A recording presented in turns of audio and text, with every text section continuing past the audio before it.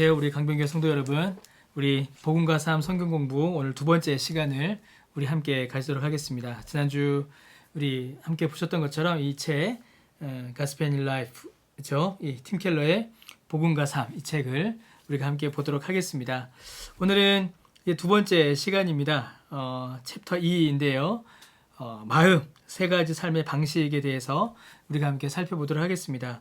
이 제목은 삶의 방식인데요. 실제로는 어떻게 보면 우리 안에 있는 그 마음, 하나님을 향한 마음, 신앙, 어떤 믿음의 어떤 상태에 대한 그런 내용들을 오늘 우리가 함께 살펴보도록 하겠습니다. 먼저 2과부터는 이제 홈스터디와 그룹스터디 이렇게 좀 나뉘어져 있습니다. 홈스터디는 책을 읽고 글에 대한 내용들을 좀 묵상하는 부분이고요. 그룹스터디는 이제 그 내용을 이제 나누는 부분인데, 홈스터디는 책을 읽고 좀 강의 형식으로 진행을 하고요. 그룹스터디는 좀 질문과 답을 이렇게 나누는 식으로 그렇게 하도록 하겠습니다. 우리 먼저 홈스터디를 이제 함께 보시겠습니다. 자, 이 홈스터디에서 먼저 글을 하나 읽고 우리가 내용을 살펴보겠습니다. 이 글은 아주 유명한 글인데요. 초대교회의 모습만이 아니라 오늘날 교회와 기독교의 모습에 대해서도 아주 중요한 교훈을 주는 아주 중요한 글입니다. 초대교회 성도들이 로마 제국의 이웃들과 대화하는 장면을 상상해보자. 이웃이 말한다. 당신은 종교가 있군요. 좋습니다. 종교는 좋은 것이죠. 성전이나 거룩한 장소는 어디에 있습니까? 당신의 성전과 당신의 성소는 어디입니까? 라고 묻는 거죠. 그때 초대교회 성도는 답합니다. 우리는 성전이 없습니다. 예수님이 우리의 성전입니다. 그러자 사람들이 묻습니다. 성전이 없다고요? 그러면 제사장들은 어디에서 하나님께 예배합니까? 초대교회 성도는 대답합니다. 예수님이 우리의 제사장입니다.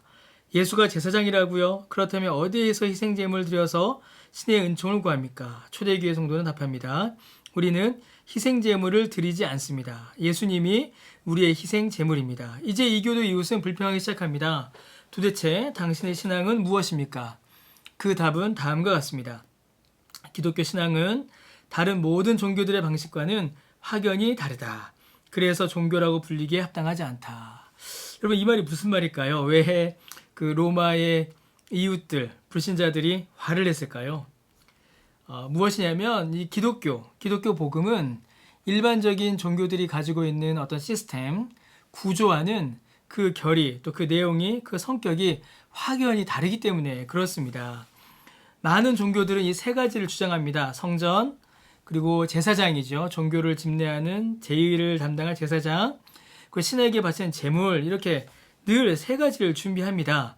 그런데 기독교는 별도의 성전과 제사장과 제물을 말하지 않습니다. 왜냐하면 예수님 안에서, 예수 그리스도 안에서 이 모든 유익을, 이 모든 일들이 다 이루어지기 때문입니다.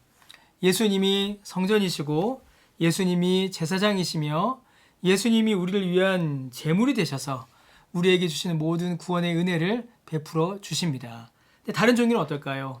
다른 종교들은 외형으로 나타나는 성전, 제사장, 제물이 있어야 합니다. 외적으로 드러나는 조건들을 갖추어야 하는 것이죠. 그런데 기독교는 그런 외적으로 드러나는 형식이나 조건이나 그런 것들을 요구하는 것이 아니라 예수 그리스도와 그를 믿는 믿음을 말합니다. 그 안에 하나님의 모든 복이 있기 때문이죠. 자, 세 가지의 삶의 방식이 있습니다. 책을 좀 보겠습니다. 책이 있으신 분들은 26페이지를 보시면 되겠습니다. 자, 예수님께서 말씀하셨습니다. 나는 의인을 부르러 온 것이 아니라 죄인을 부르러 왔노라. 사람들은 하나님과의 관계에 있어서 두 가지의 방식이 있다고 생각하는 편입니다. 첫 번째는 하나님을 따르고 그분의 뜻을 행하는 것이 하나 있고요. 두 번째는 하나님을 거부하며 자신의 마음대로 사는 것입니다. 자, 그런데 하나님을 거부하는 데 있어서도 두 가지가 더 있습니다. 하나는 이미 언급한 것 같이 하나님을 거부하고 자신의 편의대로 사는 게 있고요. 다른 하나는 하나님의 법에 순종하면서도 올바르고 도덕적인 삶을 행해서 구원에 이르려는 것, 이렇게 있습니다. 아예 하나님을 싫다, 거부하는 사람들이 있고요. 하나님의 법을 따르면서도 자기의 도덕적 삶을 통하여 구원을 얻겠다, 이렇게 생각하는 사람들이 있다는 것이죠. 정리해보면 이제 이 표와 같습니다. 하나님을 따르며 그분의 뜻을 행하는 자들이 있고요. 하나님을 거부하며 자신의 마음대로 사는 사람들이 있습니다. 자, 그런데 하나님을 거부하고 자신의 마음대로 사는 사람들은 또 이렇게 둘로 나뉘어진다는 거죠. 하나님 없이 그냥 내 마음대로 편의대로 사는 사람들이 있고요. 하나님의 법에 순종하면서도 올바르고 도덕적 삶을 통해 구원을 얻으려는 자들이 있다는 겁니다. 결국에는 하나님을 거부해서 자기 마음대로 사는 거나 하나님의 법에 순종하지만 자기의 행위를 통하여서 구원을 얻으려는 것이나 전부 다 사실은 하나님을 거부하는 삶입니다. 이게 아주 중요해요. 올바른 삶, 착한 삶이면 다 하나님 좋아하시는 삶이 아닌가? 우리가 그렇게 생각하기가 쉽지만 실제로는 그렇지 않다는 겁니다. 내가 도덕적인 삶을 살고 올바른 삶을 살아요. 하나님 없이 그 삶을 통하여서 구원을 얻으려고 한다면 그것 역시도 하나님을 거부하는 삶이다라는 것입니다. 이거 매우 중요합니다. 하나님을 따르며 그분의 뜻을 행하는 것을 복음이다라고 합니다. 그리고 하나님을 거부하고 자신의 마음대로 사는 것을 비종교, 비신앙이라고 하고요. 하나님의 법에 순종은 하지만 자신의 행위를 통하여서 구원을 얻으려는 것, 자신의 삶을 통하여 구원을 얻으려는 것을 종교라고 합니다. 우리 서론에 읽었던 그 로마 사람들이 기독교에 대해서 당황했던 게 바로 이 부분들입니다. 그들이 가지고 있었던 종교관, 그들이 가지고 있던 인생에 대한 관점과는 기독교 복음이 완전히 다르기 때문이죠. 책을 좀 더 보겠습니다. 종교에서 사람들은 하나님을 자기를 돕는 분, 교사, 본이 되는 분 정도로만 생각을 합니다. 그들에게는 도덕적 노력이 구원에 중요한 역할을 한다라고 그들은 여깁니다. 종교적인 사람들과 비종교적인 사람들은 모두가 이 부분이 매우 중요합니다. 하나님을 구원자이며 삶의 주인으로 받아들이기를 거부합니다. 아주 중요하죠. 비종교적인 사람들은 아예 하나님을 인정하지 않는 거고요.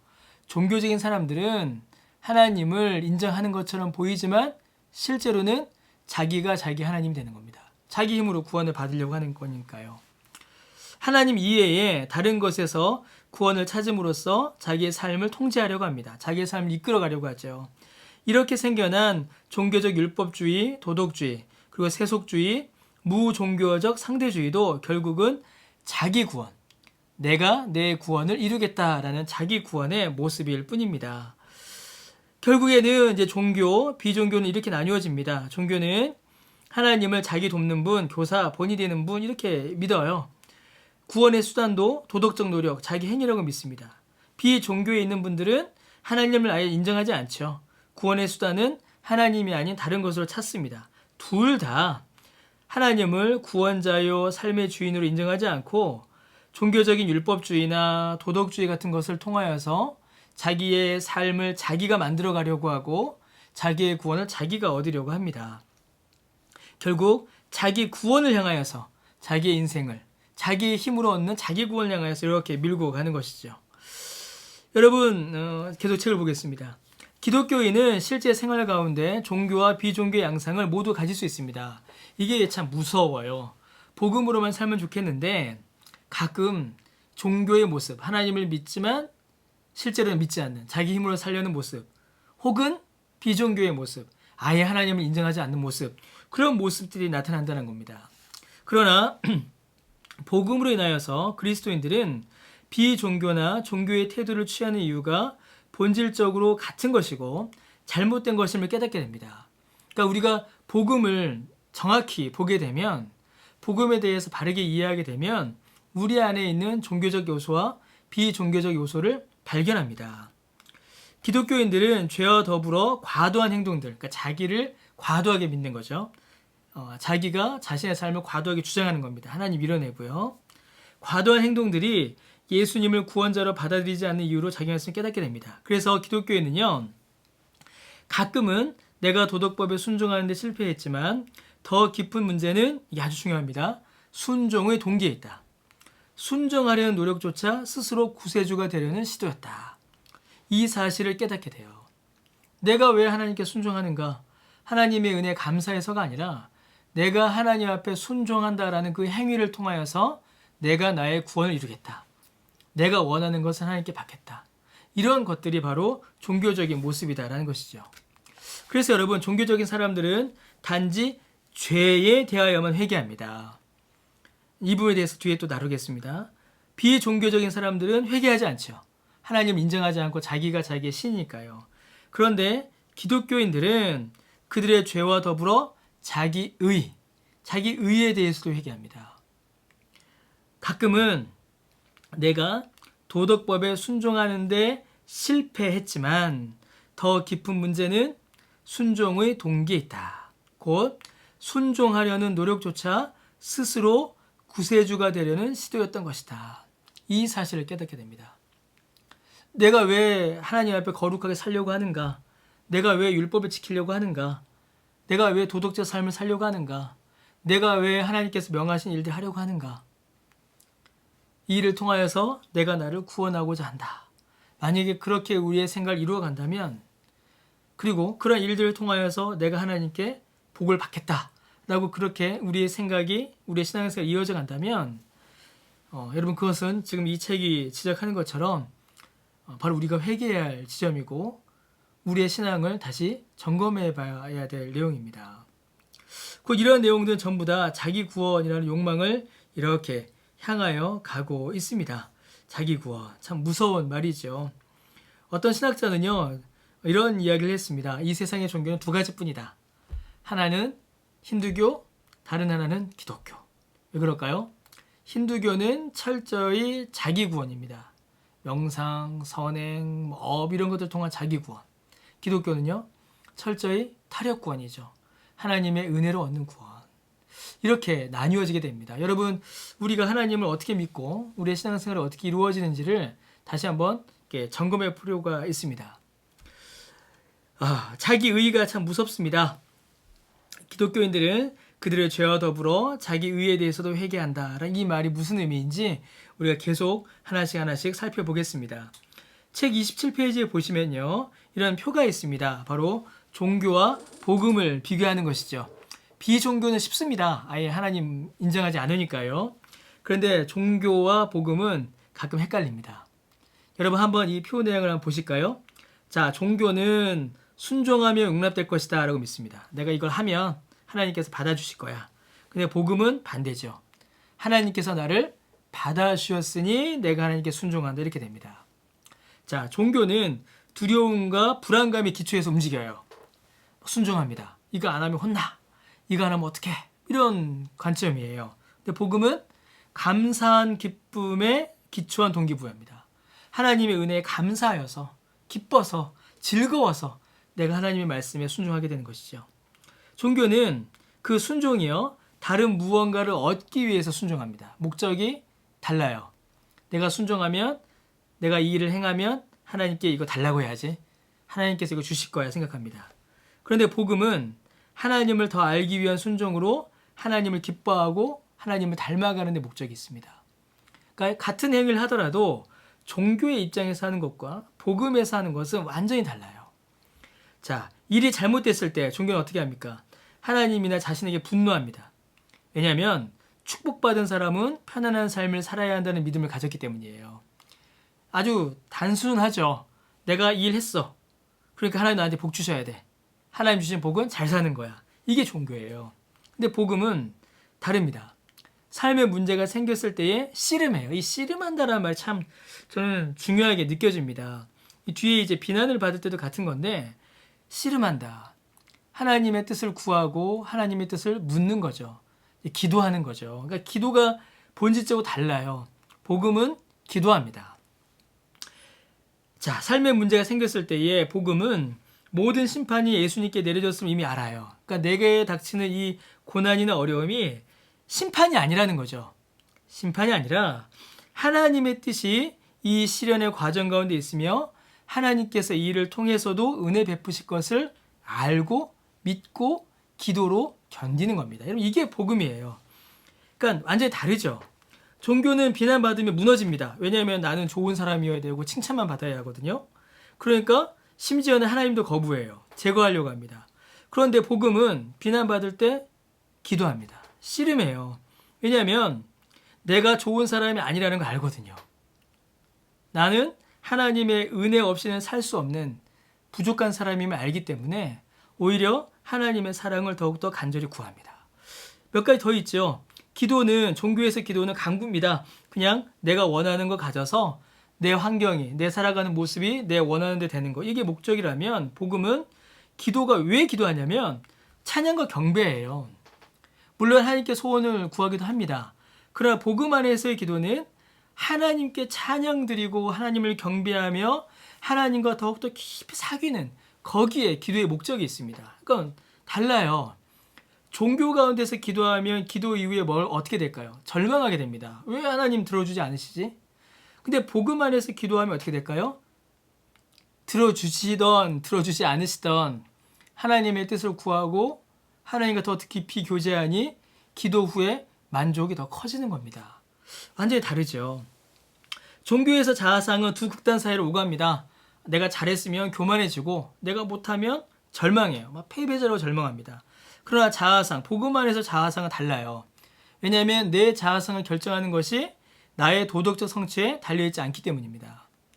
나는 죄인이다를 알아요. 그래서 주님의 은혜를 간구하죠. 동시에 내가 의인임을 압니다. 왜냐하면 그리스도의 그 십자가가 나를 살렸으니까요. 그래서 종교 가운데에서 나를 바라보면 교만해지거나 좌절하는데 복음 안에서 나를 바라보면 겸손해지고, 왜요? 내가 죄인이니까. 동시에 자신감. 왜요? 그리스도 안에 있으니까요. 그러니까 전혀 다른 삶의 모습을 보여주게 됩니다. 종교에서는 정체성과 자존감은 내가 얼마나 도덕적이냐, 나한테 달렸죠. 근데 복음 안에서 정체성과 자존감은 예수 그리스도에게 달려 있습니다. 예수 그리스도가 나의 정체성입니다. 너무 달라요. 너무 다릅니다. 자, 여러분은 종교적이신 분입니까? 아니면 복음 안에 사시는 분입니까? 여러분의 신앙생활을 주도하는 것은 종교입니까? 복음입니까? 여러분, 어디에서 어떻게 여러분의 신앙을 이루어가고 계십니까? 아주 진지한 고민을 우리가 한번 해볼 필요가 있습니다. 여러분, 책의 29페이지 보시면요, 찰스 스펄전이 한 아주 유명한 예화가 있어요. 어떤 농부가 왕에게 당근을 줬답니다. 그러니까 그 왕이 아주 기쁜 마음으로 그 농부에게 큰 선물, 밭을 줬대요. 그 이야기를 들은 한 귀족이, 야, 이 당근이 밭이면 나는 얼마나 좋은 걸 받을 수 있을까 하면서 말을 왕에게 바쳤답니다. 그러자 왕이 이렇게 말했답니다. 농부는 나에게 당근을 주었지만 당신은 당신 자신에게 말을 주었어. 여러분, 이게 무슨 말일까요? 만일 우리가 하나님께 축복을 받기 위해서 무엇인가를 바친다면 이것은 하나님을 위한 행동이 아닙니다. 이건 자기 자신을 위한 행동인 것이죠. 내가 이걸 하나님께 바침으로, 내가 이것을 행함으로, 내가 이것을 이룸으로 하나님께서 나에게 이것을 주실 거야 라고 믿는다면 이 행위, 이 드림, 이 업적은 하나님을 위한 것이 아니라 나를 위한 것이다 라는 겁니다. 그러니까 나는 나를 위해 섬기는 거예요. 나를 섬기는 거죠. 하나님을 섬기는 게 아닙니다. 여러분, 은혜의 경험만이 우리를 변화시키고 하나님을 위해 행하게 합니다. 자, 그러므로 그리스도인이 되는 첫 걸음은요, 문제를 인정하는 겁니다. 우리는 하나님 대신 자신을 하나님 자리에 앉힐 때가 많아요. 방금도 말씀드렸던 것처럼 하나님을 섬긴다라고 하지만 무언가를 하나님께 원함으로 섬기니 나를 섬기는 거죠. 하나님 대신 자기 자신을 하나님 자리에 앉힙니다. 우리는 이를 종교를 통해서 하거나 또는 비종교를 통해서 해요. 하나님의 법에 순종함으로 스스로의 주인이 되려고 하거나 하나님의 법을 거부함으로 자기 자신이 주인이 되려고 합니다. 그러니까 철저히 자아, 나에게 모든 관심을 집중하죠. 여러분, 이것은 우리에게 매우 중요한 변화를 요구합니다. 여러분, 이는 우리가 회개의 양을 바꾸는 것만이 아니라 회개의 깊이를 바꾸어야 한다는 것을 의미합니다. 오랫동안 회개하는 거 중요하지요. 그런데 그 회개의 양이 아니라 무엇을 회개하는가, 그 회개의 깊이를 돌아봐야 합니다. 스스로 구원자가 되려고 애쓰는 우리의 노력을 인정하고 회개해야 합니다. 바울이 갈라디아서에서 말한 것처럼 만일 의롭게 되는 것이 율법으로 말미암으면 그리스도께서 헛되이 죽으신 것이 됩니다. 율법 안에서 의롭다함을 얻으려는 너희는 그리스도에게서 끊어지고 은혜에서 떨어진 자로다 라고 바울이 경고합니다. 우리는 모든 자기 의의를 회개해야 합니다. 율법을 어긴 것만이 아닌 율법에 의존하였음을 회개해야 합니다. 하나님 앞에 내가 무언가를 행함으로 율법을 지킴으로 나를 구원하고 나를 높이고 나를 인정하려고 한 그 모든 행위들 돌아보고 살피고 회개해야 될 일입니다. 둘째로 우리가 그리스도인이 되기 위해서는 그래서 우리에게는 치료제가 필요합니다. 하나님이 예수님의 죽음으로 인하여 나를 받아주시기를 간청하는 것을 넘어서 그리스도로 말미암아 우리가 하나님께 받아들여졌음을 알아야 합니다. 여러분, 이것은 믿음의 분량뿐만 아니라 믿음의 대상을 옮기는 것을 의미합니다. 열심히 믿고 많이 믿는 거 중요하죠. 그렇게 해야 됩니다. 그런데 무엇을 믿는가? 우리가 무엇을 믿는가? 그 믿음의 대상도 우리는 확인해야 합니다. 그리스도를 영접하는 믿음은 그리스도에 대한 일련의 교리들을 받아들인 것 그 이상입니다. 구원을 얻게 하는 믿음은 우리 자신의 행위와 업적에 대한 신뢰를 그리스도의 행위와 업적에 대한 신뢰를 옮기는 겁니다. 내가 이만큼 했으니까 나는 하나님께서 기뻐하실 거야. 나의 행위와 업적을 의지하는 것이 아니라 그리스도께서 나를 위하여 죽으셨으니 그리스도께서 나를 받아들이셨으니 하나님이 나를 받아들이시고 하나님이 나를 구원하신다. 나의 행위와 나의 업적이 아닌 그리스도의 행위와 그리스도의 업적과 그리스도의 공로로 나의 신뢰를 옮기는 것이 믿음입니다. 여러분, 사람이 의롭게 되는 것은 율법의 행위로 말미암음이 아니요 오직 예수 그리스도로 말미암은 줄을 우리가 압니다. 갈라디아서 2장 16절의 말씀에 이렇게 기록되어 있죠. 더하여 로마서 3장 22절에서 24절에도 동일한 말씀이 우리에게 그렇게 기록되어 있습니다. 나의 행위가 아니라 믿음으로 말미암아 예수님을 의지함으로 말미암아 우리가 의로움을 받게 됩니다. 그래서 여러분, 우리의 과거가 아닌 그리스도의 과거가 하나님과 우리 관계에 결정적인 역할을 합니다. 그리스도께서 하신 일이 내가 한 일이 아니라 그리스도께서 이루신 일이 나와 하나님 사이를 결정합니다. 그래서 그리스도인들은 복음의 원리를 알고 복음으로 변화되었음에도 불구하고 지속적으로 자꾸 자기 공로, 자기 의, 자력권을 자꾸 돌아가려고 해요. 이게 우리 안에 있는 참 마음 아픈 일입니다. 마틴 루터는 종교가 아까 앞에 설명하였던 그 종교가 인간 마음의 기본 상태다라고 그렇게 말합니다. 복음으로 회심한 이후에도 인간의 마음은 자꾸 종교적으로 돌아가려고 합니다. 그러니까 자기의, 자기 공로를 자꾸 쌓으려고 하죠. 여러분, 이것이 결국에는 우리의 어떤 죄나 고통의 원인이 될 때가 사실은 많이 있습니다. 루터의 말이 아주 참 중요합니다. 자신이 한 일을 자신감의 근거로 삼아서 하나님의 은총을 얻으려고 하고 그것으로 하나님의 은혜를 받기를 기대하지 않는 사람은 1000명 중에 단 한 명도 없다. 다 그래요. 그래서 그들은 자신이 한 일들을 드러내고 자랑합니다. 그것이야말로 하나님이 도저히 견딜 수 없는 것이다. 하나님이 받아들이지 않으십니다. 왜냐하면 하나님은 하나님의 은혜를 값없이 베풀기로 약속하셨다. 우리가 그 은혜를 신뢰할 때 선한 일이 이루어질 수 있다. 하나님은 우리의 공로, 우리의 자랑, 우리의 업적을 하나님께서 찾으시는 것이 아닙니다. 하나님께서 우리에게 주신 은혜와 복은 오직 은혜로 정말 값없이 예수 그리스도를 믿는 그 믿음을 통하여서 우리에게 주어지는 것입니다. 몇 가지 질문이 있습니다. 마틴 루터의 종교는 인간 마음의 기본이다 라는 말에 동의하는가? 어떤 특정 시간이나 상황에서 이것이 당신의 마음에 깊이 다가왔는가? 저는 느껴집니다. 우리가 알게 모르게 우리가 행한 일, 하나님 앞에서 사람 앞에서 이룬 일들을 우리가 모르게 알게 모르게 사람들 앞에 자랑하려고 할 때가 있거든요. 내가 이 정도 했으니까 하나님께서 나에게 이만큼 주셔야 돼. 그렇게 생각할 때가 있습니다. 반대로는 어떤 게 있을까요? 이게 중요하죠. 나에게 왜 이런 일이 생겼지? 나에게 왜 이런 힘든 일이 생겼지? 아, 내 행위가 부족했구나. 여러분, 이렇게 생각하는 것 역시 종교적 사고입니다. 복음적 사고가 아니다라는 거죠. 저도 가끔 그렇게 생각할 때가 있습니다. 예, 복음과 종교의 표를 참조하라. 당신의 마음에 해당되는 것을 밑줄을 표시하라. 마음에 변화하기를 원하는 것이 있는가. 이제 영상을 뒤로 돌려보셔도 되고요. 책 있으신 분들은 아까 우리 살펴보았던 복음과 종교의 표를 한번 보시면서 내 안에 있는 그 종교의 모습은 무엇인가 한번 확인해 보셔도 좋을 것 같습니다. 예, 33페이지입니다. 칼빈, 루터, 에드워즈의 복음에 대한 통찰을 우리가 한번 살펴보겠습니다. 칼빈의 글인데요. 칼빈이 쓴 이 글을 통해서 우리가 한번 이제 복음에 대해서 한번 이야기해 보겠습니다. 자, 칼빈의 글입니다. 나는 먼저 이것을 묻고 싶다. 과연 한 사람이 한두 가지의 거룩한 일로 인하여 의롭다 여김을 받을 수 있는가? 다시 묻겠다. 사람이 행한 수많은 선한 행동들이 사람을 의롭게 만드는가? 무슨 말입니까? 선한 행동이 적다는 거죠. 아무리 선한 행동을 하여도 우리를 의롭게 하지 못합니다. 만약 어떤 실수를 저지른다면 어떻게 설명할 것인가?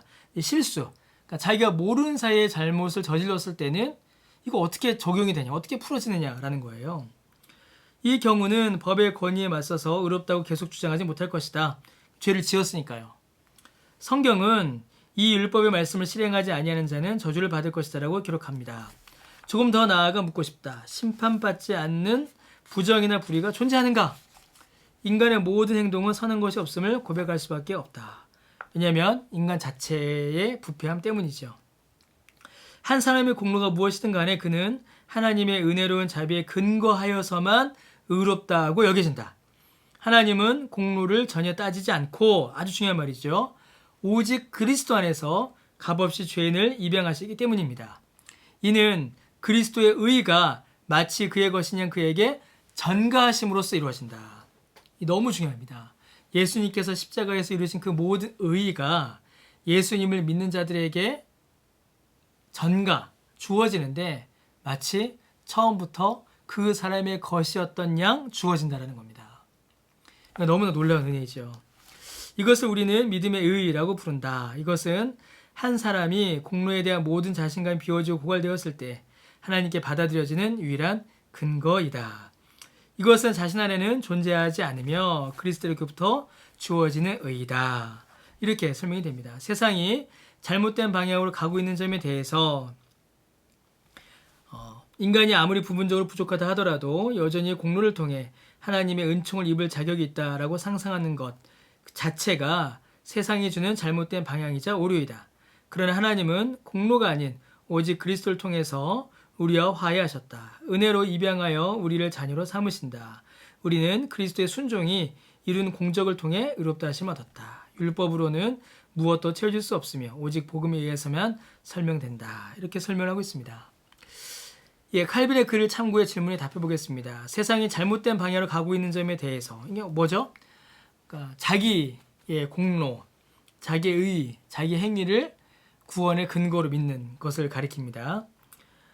공로에 의해 하나님의 은총을 입을 자격을 갖추는 시도가 문제가 되는 이유는 무엇인가요? 아무리 해도 부족하기 때문이죠. 그리고 그렇게 믿는 것 자체가 하나님을 부정하는 것입니다. 당신은 어떤 방식을 사용해서 공로로 하나님의 은총을 입을 자격을 갖추려고 시도하는가? 여러분, 그런 적 있으신가요? 우리 안에 만약에 그런 일이 있었다면 무엇이었는지 한번 잠깐 생각해 보면 좋겠습니다. 예, 이제 마틴 루터의 갈라디아서 주석에서 발제한 글을 한번 읽어보겠습니다. 자, 땅이 위로부터 먼저 적셔지지 않고서는 열매를 맺음이 없듯이 우리가 그리스도의 의로 먼저 의롭게 되지 않고서는 율법을 이룰 수 없다. 아주 멋진 표현이죠. 땅이 비를 맞지 않고서는 썩을 낼 수 없듯이 우리가 위로부터 오는 그리스도의 의를 입지 않고서는 율법을 이룰 수 없어요. 그리스도의 의는 율법에 의해 속한 것이 아닙니다. 율법을 다 이룰 수도 없어요. 율법의 의로 많은 것을 하려고 하지만 우리는 아무것도 하지 못하며 율법을 성취하려고 하지만 성취하지 못합니다. 이게 우리의 모습입니다. 그래서 그리스도인의 의는 우리에게 속한 것이 아니라 하늘에 속한 것이며 하늘로부터 받는 것입니다. 누굴 통해서요? 예수님을 믿음으로 받는 거죠. 그래서 여러분, 우리가 의를 위하여 일하는 것이 아니며 의는 은혜로 우리 안에 만들어져 믿음으로 이해되는 것입니다. 자, 그렇다면 왜 우리는 아무것도 이루지 못하는가? 왜 의를 얻기 위하여 아무 공로도 세우지 못하는가? 왜냐하면 의는 완벽한 것이기 때문입니다. 부족함이 없는 것이기 때문이에요. 인간의 율법의 행위에 대하여 아무 공도 쌓지 않고 아무것도 할 수 없습니다. 인간은. 왜요? 여러분, 우리가 기억하지 못하는 죄가 우리가 기억하는 죄보다 훨씬 더 많습니다.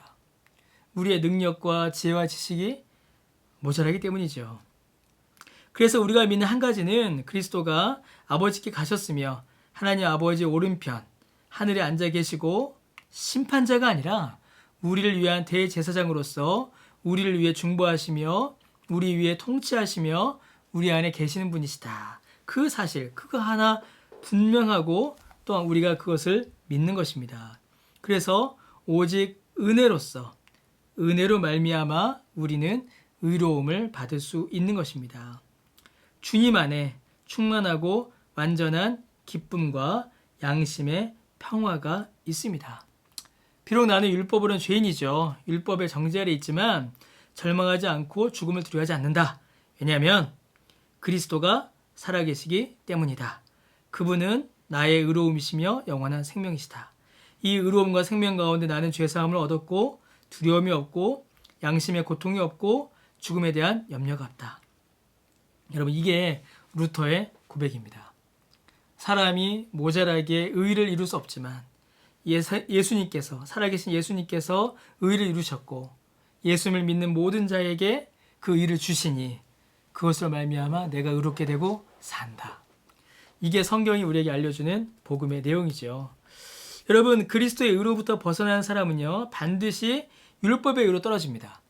예수님을 멀리하면 자기 행위로 의를 얻으려고 해요.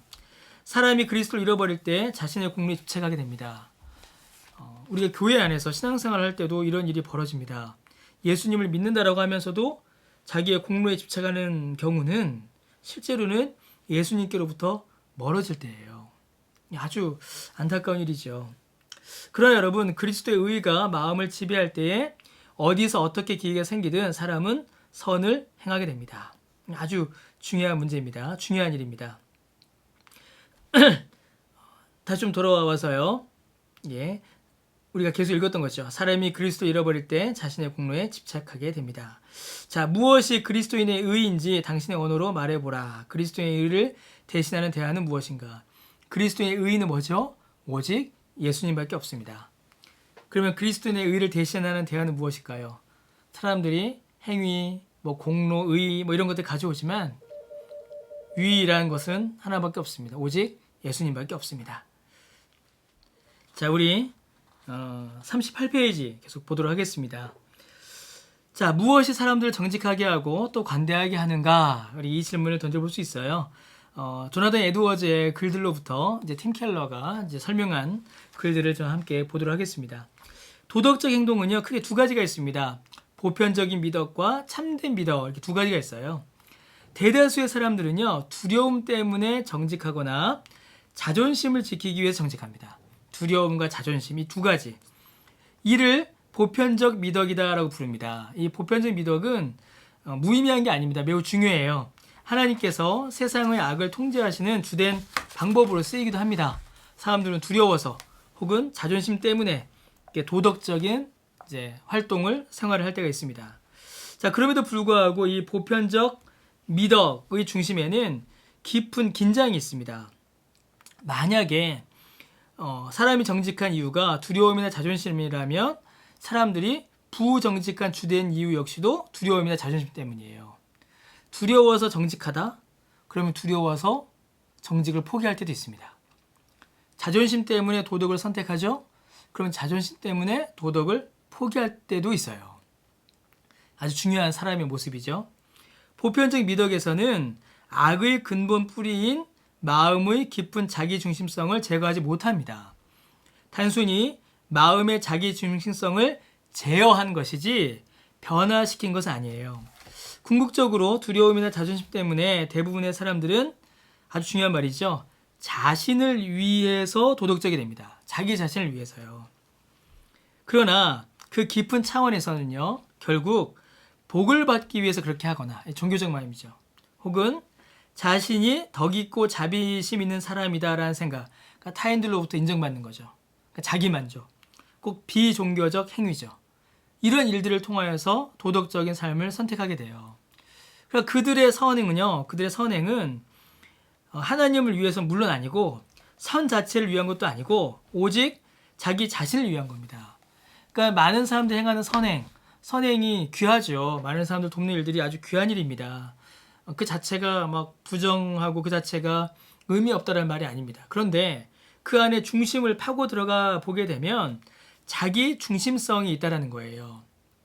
나의 만족을 위해서, 내가 얻을 다른 사람들의 인정을 위해서, 혹은 이것을 통하여서 신이 감동하면 신에게 요구할 수 있는 복, 신에게 받을 수 있는 복을 위하여서 선행을 한다라는 거죠. 이 근본적인 자기 중심성이 우리의 삶을 흔들 때가 있습니다. 이게 아주 참 중요합니다. 이게 이 보편적 미덕이 가지는 어떻게 보면 가치이고 어떻게 보면 위험성이에요. 위험성이 있어요. 이는 결국 충격적인 방식으로 폭발합니다. 겉으로 보기에 도덕적인 사람이 엄청난 죄에 빠지는 이유가 바로 여기에 있습니다. 뭐죠? 자기 만족을 위하여 선행을 계속하니까 결국에는 자기 만족을 위해서라면 이 선행을 포기하고 죄를 선택할 수도 있다는 겁니다.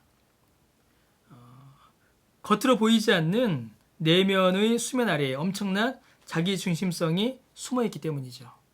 그러니까 마음의 변화 없이 그저 겉으로 드러나는 것만을 좌우했을 때, 봤을 때에는 이런 위험이 항상 존재합니다. 여러분, 무엇이 참된 미덕일까요? 정직함은요, 이익이 되기 때문이 아니고 기분이 좋아져서도 아닙니다. 모든 진리와 진실과 성실이 하나님의 아름다움에 심취될 때 우리는 진정으로 정직하게 됩니다. 그러니까 내 정직함, 내 도덕성의 근원이 어디냐면 하나님이신 거예요.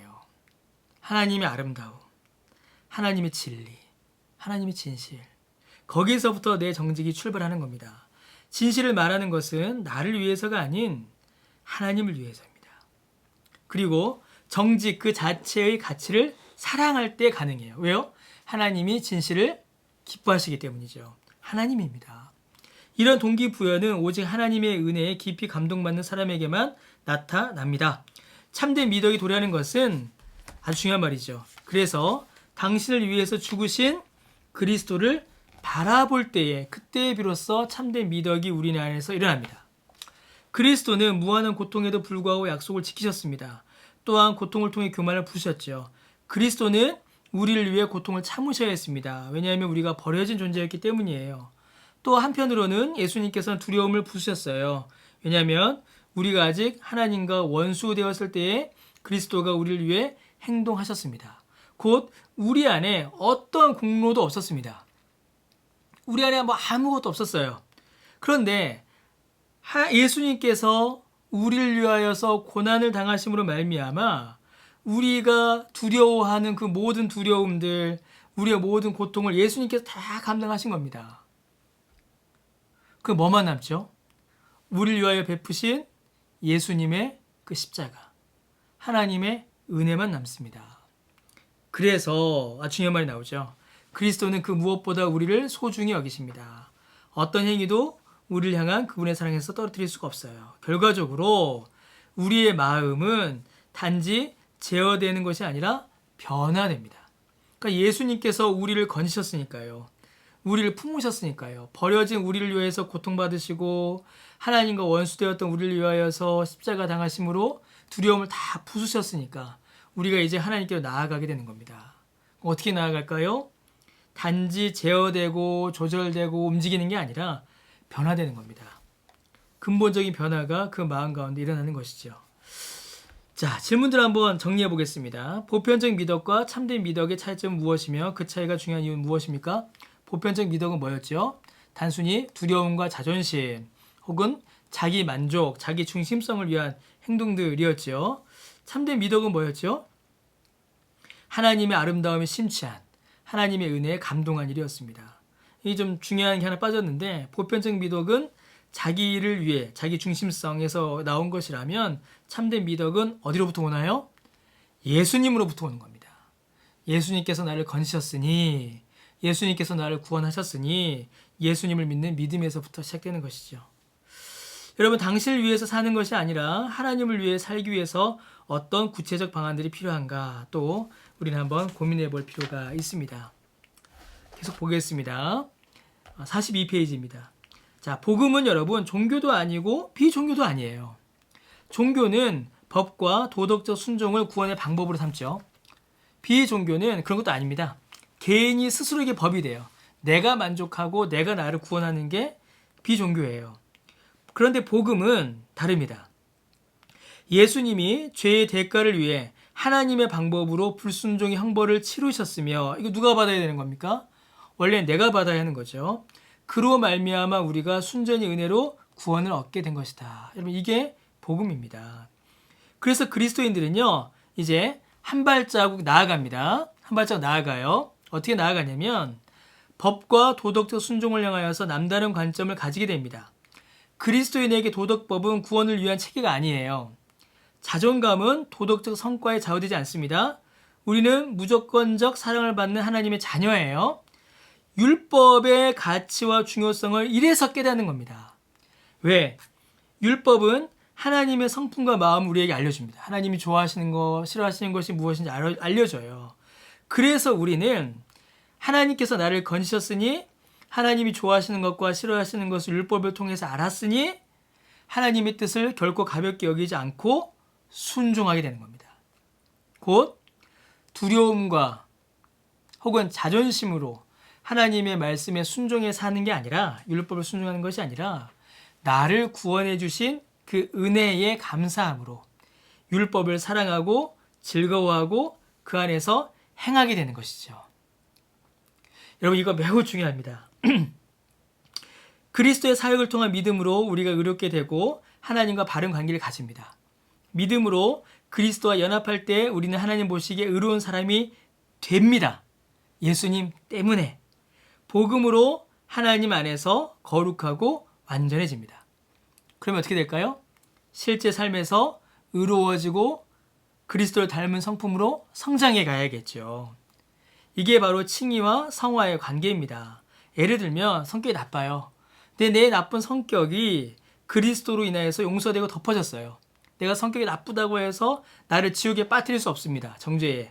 그러나 실제로 살아가는 삶 안에서는 이 나쁜 성격을 고쳐야 하는 거예요. 고쳐야 하고 고쳐지고 변화의 열매가 맺히게 됩니다. 아주 중요한 이야기입니다. 바울은 고린도후서 8장과 9장에서 가난한 사람들을 위한 헌금을 요청합니다. 그런데 요청할 때에 막 의무를 강요하거나 감정에 호소하지 않아요. 대신에 고린도후서 8장 9절을 보시면요, 우리 주 예수 그리스도의 은혜를 너희가 알거니와 부유하신 이로써 너희를 위하여 가난하게 되심은 그의 가난함으로 말미암아 너희를 부유하게 하려 하심이다 라고 말해요. 자, 바울이 지금 가난한 사람들을 위한 헌금을 요청합니다. 자, 그때에 그리스도의 구원, 그리스도의 그 구원의 은혜를 돈, 부, 가난의 영으로 가져와서 성도들에게 복음을 떠올리게 합니다. 인색함에 대한 해결책은요, 의무감이나 자존심, 두려움이 아니에요. 이거 해! 라는 의무감, 혹은 이걸 하면은 사람들이 나를 존경하겠지라는 자존심, 혹은 이거 안 하면 하나님께 벌 받는 거 아니야? 라는 그런 두려움, 그런 것들이 아니라 복음 안에서 그리스도의 넉넉한 베푸심으로 돌아가는 겁니다. 뭐죠? 그리스도께서 나에게 이렇게 많은 은혜를 주셨으니, 그리스도께서 어느 누구보다 풍부하신 그리스도께서 나를 위하여 가난하게 되셨으니, 그 가난하심으로, 그리스도께서 가난해지심으로 내가 부유해졌으니, 그 은혜를 받았으니 나도 다른 사람을 위하여 가난해짐을 선택하고 가난해짐을 행하게 되는 겁니다. 내가 가난해져서 하나님 앞에 복을 받는 게 아니라 하나님께서 나를 위하여, 예수님께서 나를 위하여 가난해지셨으니 그것으로 말미암아 내가 구원을 받았으니 나도 그 은혜에 감사하여 남을 위하여 가난해지는 거죠. 이 다른 겁니다. 삶의 변화는 그리스도의 구원에 대한 이해를 깊게 하며 마음의 깨달음이 만드는 변화들을 실질적으로 살아내는 겁니다. 그냥 말로 하는 게 아니에요. 그 은혜에 감사함으로 실제로 사는 겁니다.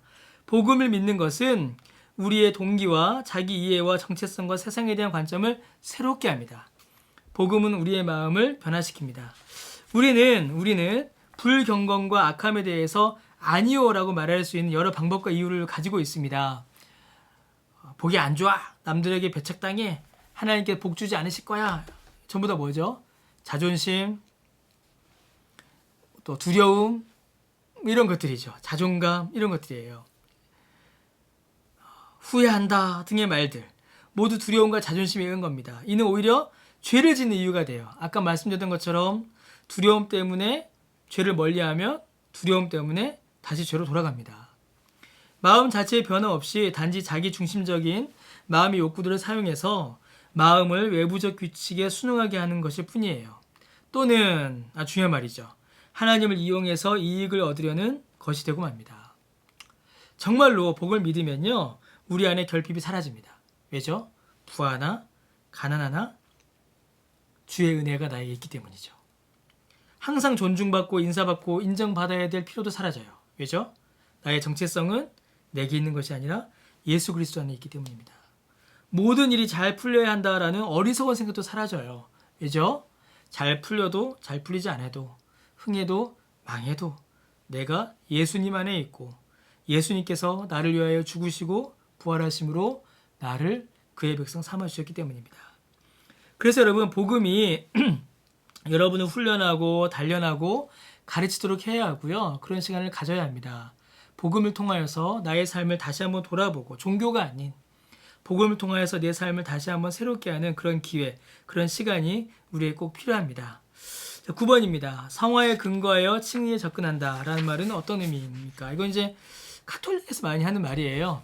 내가 거룩하게 살면 하나님께서 나를 의롭게 하신다. 그런데 복음은 그렇게 말하지 않죠. 먼저 나를 의롭게 하셨으니 그 은혜에 감사하여 거룩한 삶의 열매를 맺는 것입니다. 복음이 당신을 가르치게 하라. 여러분 이 말이 여러분에게 어떤 의미로 다가오시는지요? 여러분 그런 훈련의 시간들 또 배움의 시간들을 꼭 좀 가지시기를 부탁을 드리겠습니다. 자 처음부터 돌아오죠.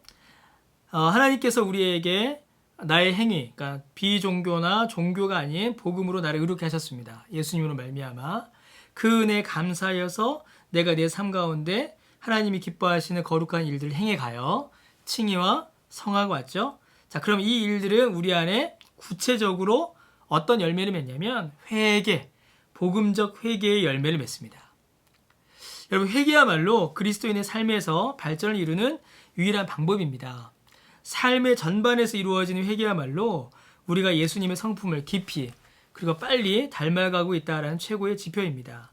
자, 회개는요 2가지가 있어요. 종교적 회개와 복음적 회개 이렇게 나뉘어집니다. 그러니까 종교와 복음이 나뉘어졌듯이 회개도 종교에서 이루어지는 게 있고 복음 안에서 이루어진 게 있어요. 자, 종교에서 회개의 목적은요 단순합니다. 형벌을 원하지 않고 복 받으려고 회개해요. 그 목적이 어디 있냐면 하나님이 나 벌 주시면 안 되니까, 하나님 나 때리시면 안 되니까 회개하는 거. 여러분 이게 종교입니다. 그래서 뭘 받으려고 해요? 결국 복을 원하기 때문이죠. 근데 복음은 그렇지 않습니다. 복음은 그리스도인으로서 죄가 우리를 심판에 이르게 하지 않는다는 것을 알아요. 그리스도가 이미 다 해결하셨으니까요. 죄의 혐오성, 죄가 밉고 죄가 싫은 것은 내가 이 죄 지어서 하나님께 심판받기 때문이 아니라 하나님이 죄를 미워하시기 때문에 죄를 미워하는 겁니다. 여러분 이 죄에 대한 관점이 완전히 다르죠. 종교는 죄 지으면 하나님께 맞으니까 죄를 미워하는 거예요. 죄를 꺼려하는 겁니다. 그런데 복음은 하나님께서 죄를 미워하시니까 죄를 미워하는 거예요. 이 죄 때문에 예수님께서 십자가에 못 박히셨는데 내가 어찌 또다시 죄를 좋아할 수 있겠느냐? 하나님께서 자기 아들을 십자가에 죽이시기까지 죄를 이렇게 싫어하시는데 내가 어떻게 또 죄를 좋아할 수 있느냐? 이게 바로 복음 안에서 죄를 바라보는 겁니다. 그래서 회개하는 거예요. 종교의 회개는 자기 중심적입니다. 그러나 복음의 회개는 하나님 중심적이죠. 내가 맞을까 봐 회개하는 게 아니라 하나님이 싫어하시니까 죄를 회개하는 겁니다. 그래서 복음은 죄 자체에 대해서 뉘우칩니다. 종교적 회개는 자신의 죄를 속죄하려는 시도들로 쉽게 변형이 돼요. 이거 뭔가 이제 죄값을 자기가 치르려고 하는 거죠. 내가 이러이러한 죄값 치렀으니까 하나님 저 때리시면 안 돼요? 이렇게 나가는 겁니다. 근데 복음은 그렇지 않아요. 복음은 이미 죄값은 예수님께서 다 치르셨음을 알아요. 믿습니다. 하나님의 용서를 받을 자격을 얻으려고 고난을 겪고 무언가를 하는 게 아니라 우리는 그리스도가 스스로 고난 받으심으로 획득하신 그 용서를 우리가 받을 뿐입니다. 그러니까 회개는 예수님의 십자가 그리고 그 공로, 그 은혜, 그 의를 깨달아 알 때에 비로소 참된 회개가 나와요. 그냥 단순히 저 잘못했습니다 이게 아니라 예수님께서 내 죄를 대신하여서 고난 받으셨고 그것으로 말미암아 내가 구원받았는데 그럼에도 불구하고 또 죄를 짓는 나의 안타까움, 그러니까 내 존재의 안타까움을 주 앞에 쏟아놓는 거죠. 종교의 희망은요, 하나님 앞에 복을 받는 거고 그 복 받기 위해서 그냥 선한 삶을 사는 거예요. 그러니까 회개할 때마다 비참하고 억지스럽고 겁을 먹어요. 왜죠? 아이고 내가 회개가 부족하면 어떡하지? 내가 잘못 살았네. 내가 잘못했네. 아이고 큰일 났네. 빼먹은 회개가 뭐가 있지? 그리고 나쁜 일이 생기면 어떻게 될까요? 아이고 내가 회개를 잘못했네. 그러니까 계속 비참하고 억지스럽고 겁을 먹게 됩니다. 엄청난 압력 아래 살게 돼요. 그러니까 계속 억눌려요. 계속 잘못했고 계속 뭐가 잘못되고 안 되고 막 계속 억눌려요. 왜냐하면 유일한 희망이 자기 자신의 도덕이기 때문입니다. 그러나 복음은 우리가 그리스도 안에서 용납되었다라는 사실로 인해서 시작해요. 내가 허물이 많지만 그리스도 안에서 내가 용납되었다. 하나님께서 나를 받아주셨다. 죄의 깊은 차원을 인정할 때 내가 죄를 인정해도 버림받지 않을 것을 알아요. 그러니까 어떻게 되겠습니까? 죄를 인정하고 내 희망이 오직 예수 그리스도뿐임을 알고 주 앞에 나아가는 거죠. 그래서 종교 안에서 회개하면 어떻게 되냐면 상처가 남아요. 그런데 복음 안에서 회개하면 연약함과 넘어짐을 인정하는 것이 결코 상처가 되지 않습니다. 종교는 그래서 할 수 있는 한 최소한 회개합니다. 그러나 복음은 더욱 사랑받고 용납받음을 알기에 더욱더 깊이 회개합니다. 모든 회개는 아픔이 따릅니다. 슬퍼요. 마음이 아파요. 그런데 복음 안에는 시원함이 있습니다. 왜냐하면 하나님께서 나를 받아주심을 알기 때문이죠. 복음 안의 회개를 통해서 개인은 성장을 맛보고 주님 안에 더욱더 깊이 나아가게 됩니다. 정리해 보겠습니다. 복음적 회개는 교만이 아니라 깊은 겸손을 수반합니다. 주의 은혜로 용서받기 때문이죠. 복음적 회개는 불안이 아니라 잘 훈련된 열정을 수반합니다. 더욱더 주님 안에서 살기를 결정합니다. 잘못하면 어떡하지가 아니라 더 주의 뜻대로 살기로 마음을 정합니다. 복음적 회개는 무관심이 아니라 불붙는 사랑을 수반해요. 하나님을 향한 사랑과 이웃을 향한 사랑으로 내 사랑이 점점 더 확장되어 갑니다. 복음적 회개는 경건한 동기와 같은 집중된 관점을 수반합니다. 주의 뜻대로 살기로 이웃을 향한 사랑으로 내 관점들을 이렇게 이끌어 가게 되는 것이죠. 그리스도 안에서 내 행위, 내 공로가 아닌 그리스도 안에서 나를 의롭게 하신 하나님의 은혜가 주어졌습니다. 그 은혜에 말미암아 그 은혜에 감사함으로 내가 거룩한 삶을 살기로 결단합니다. 그리고 그 거룩한 삶은 복음적 회개를 통하여서 이루어지는데 이 복음적 회개는 우리를 하나님께로 더욱더 가까이 다가가게 합니다. 이것이 복음 안에서 우리의 삶을 해석하는, 우리의 삶을 바라보는 관점입니다. 주님의 주신 그 의, 성화, 회개. 이 세 가지가 우리의 삶 안에서 복음 안에서 바르게 이루어질 때 비로소 복음적 삶이라는 열매를 우리가 좀 더 분명히 맺을 수 있게 될 것입니다. 여러분의 삶은 어떠십니까? 이 세 가지 열매들, 또 이 세 가지 삶의 모습들 어떻게 여러분 이해하고 계십니까? 한번 또 깊이 또 고민하시고 함께 또 생각하시고 나누시는 또 여러분 되시기를 바랍니다. 우리 홈스터디 2과의 홈스터디는 이제 여기서 마무리하고 이제 이어서 2과의 그룹 스터디 또 함께 나누도록 하겠습니다.